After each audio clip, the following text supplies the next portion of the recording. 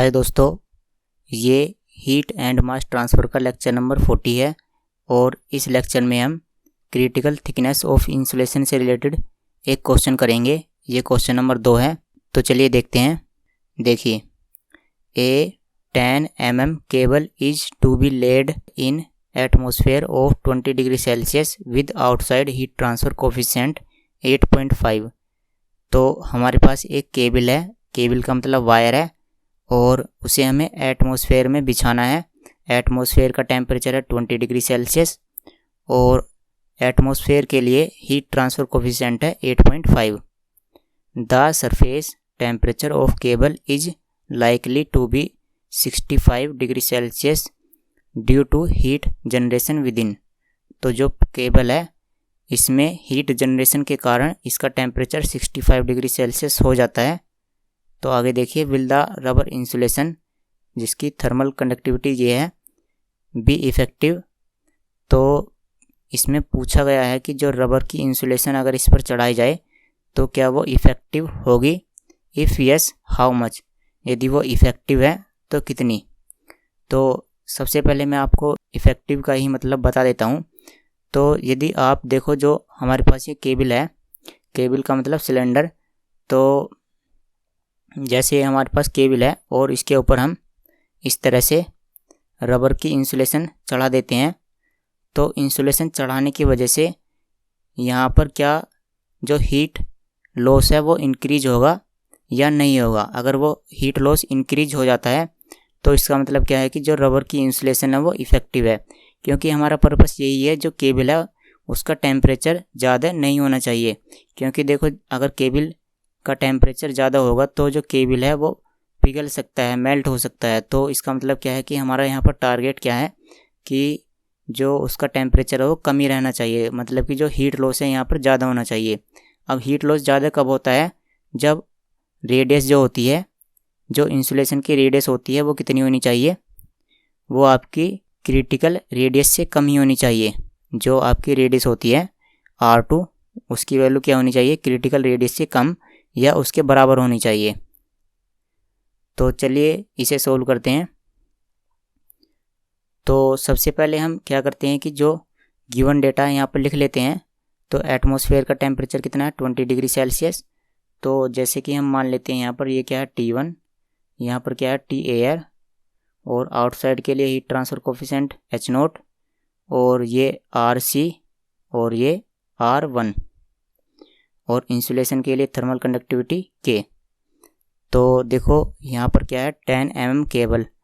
तो जो केबल का डायमीटर है वो 10 mm है, तो इसका मतलब जो है सेंटर में जो ये केबल है इसकी रेडियस कितनी हो जाएगी, 5 mm, और इसे हम mm से मीटर में कन्वर्ट कर देते हैं तो कितना आएगा, 0.05 मीटर। और आगे देखिए यहाँ पर क्या है, एटमॉस्फेयर का टेम्परेचर 20 डिग्री सेल्सियस, मतलब कि जो एयर का टेम्परेचर है, तो temperature of air equal to 20 degree Celsius, और यहाँ पर हीट ट्रांसफ़र कोफिशिएंट है 8.5। The surface temperature of cable is likely to be, तो हमारे पास T1 जो है वो कितना है, 65, और K की वैल्यू हमें गिवन है 0.155। तो सबसे पहले हम ऐसा करते हैं कि जो क्रिटिकल रेडियस है उसे कैलकुलेट कर लेते हैं। तो RC के लिए क्या फॉर्मूला रहेगा, K/H, क्योंकि ये केबल है और केबल का मतलब क्या होता है, सिलेंडर। तो सिलेंडर के लिए फॉर्मूला क्या होता है, K/H। तो यहाँ पर वैल्यू पुट कर देते हैं। तो K की वैल्यू कितनी है, 0.155, और H की वैल्यू कितनी है, 8.5। तो इसे सोल्व करेंगे तो ये आ जाएगा 0.01825 मीटर। इसे हम mm में कन्वर्ट कर लेते हैं, तो mm में कितना आ जाएगा, ये आ जाएगा 18.235 mm। देखो RC की वैल्यू 18.235 आई है, तो इसका मतलब क्या है कि अगर जो इंसुलेशन है उसकी थिकनेस 18.235 mm के इक्वल या उससे कम रहती है, तो उसका मतलब क्या है कि यहाँ पर हीट लॉस इंक्रीज हो जाएगा। तो हमें हीट लॉस ही इंक्रीज करना है। तो यहाँ पर देखो R1 की वैल्यू आपकी कितनी गिवन है, यहाँ पर 5 mm है R1। तो और आपका जो क्रिटिकल रेडियस है वो कितनी है 18। तो कहने का मतलब है कि यहाँ पर जो हीट लॉस है वो इंक्रीज़ किया जा सकता है यदि हम इस पर इंसुलेशन ऐड कर देते हैं, क्योंकि R1 तो कम है। यदि R1 की वैल्यू मान लो 20 हो जाती तो इसका मतलब क्या है कि जो RC है उसको चढ़ाने का कोई भी फ़ायदा नहीं होता। लेकिन अब R1 की वैल्यू 5 mm है और यदि हम इसके ऊपर क्रिटिकल थिकनेस ऐड कर देते हैं तो इससे हीट लॉस इंक्रीज हो जाएगा। तो हम कह सकते हैं कि जो रबर इंसुलेशन है वो इफ़ेक्टिव है। तो यहाँ लिख देते हैं कि the rubber insulation is effective.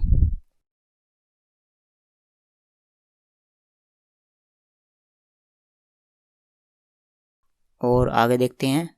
तो इफ़ यस हाउ मच, तो इसका मतलब क्या है कि जो हीट लॉस है वो कितना है। तो चलिए यहाँ पर हीट लॉस कैलकुलेट कर लेते हैं। अब हमारे पास क्या है कि ये केबल है और केबल के ऊपर क्या है, ये इंसुलेशन है। तो इंसुलेशन है तो कितना हीट लॉस है यहाँ पर। तो चलिए हीट लॉस कैलकुलेट कर लेते हैं और हमसे यही पूछा गया है। तो इसके लिए क्या फॉर्मूला रहेगा, यहाँ पर temperature difference T1 minus T air और इंसुलेशन के लिए थर्मल रेजिस्टेंस प्लस एयर के लिए थर्मल रेजिस्टेंस। तो इंसुलेशन के लिए क्या रहेगा Ln। अब देखो यहाँ पर R2 तो है ही नहीं, R2 यहाँ पर नहीं है। तो यहाँ पर क्या होता है R2 अपॉन R1, क्योंकि यहाँ पर रेडियस क्या है ये RC और ये क्या है R1।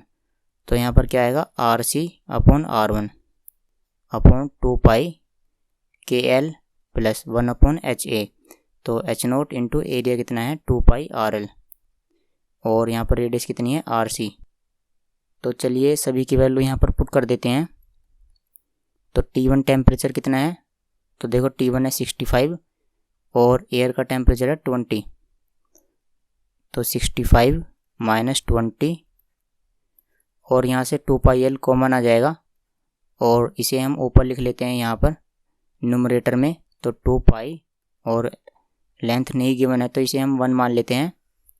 और यहाँ पर देखो Ln RC की वैल्यू है 0.018235 और R1 की वैल्यू गिवन है हमारे पास मीटर में 0.005। तो 0.005 अपॉन के की वैल्यू कितनी है, देखो के की वैल्यू देख लेते हैं। के की वैल्यू है 0.155 प्लस 1 अपॉन यहाँ पर क्या बचा H0 और RC। तो H0 की वैल्यू कितनी है, H0 की वैल्यू है 8.5 और RC की वैल्यू कितनी है, RC की वैल्यू ये है 0.018235। तो आप इसे आसानी से सोल्व कर सकते हो। मैं इसका आंसर लिख देता हूँ। इसका आंसर आएगा 19.1 वोट पर मीटर। तो चलिए आज की वीडियो में इतना ही। अगली वाली वीडियो में हम क्वेश्चन नंबर 3 करेंगे।